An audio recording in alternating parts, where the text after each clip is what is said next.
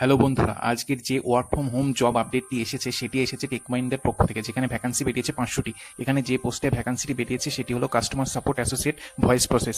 এটি একটি পুরো permanent work from home job, যেটা অ্যাপ্লাই করতে কোনো ফি লাগবে না। এখানে তোমাদের কি কি লাগবে: কাস্টমারদের সাথে ভালোভাবে কথা বলতে হবে এবং তাদের প্রবলেম বুঝতে হবে এবং সেগুলো ভালোভাবে সলভ করতে হবে।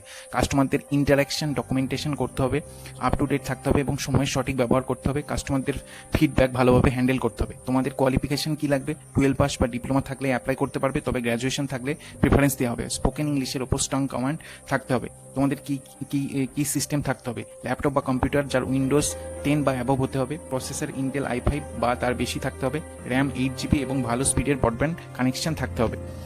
ওয়ার্ক শিডিউল কি: এখানে 5 দিন কাজ 2 দিন ছুটি, রিমোট জব, তোমরা বাড়ি থেকে কাজ করতে পারবে।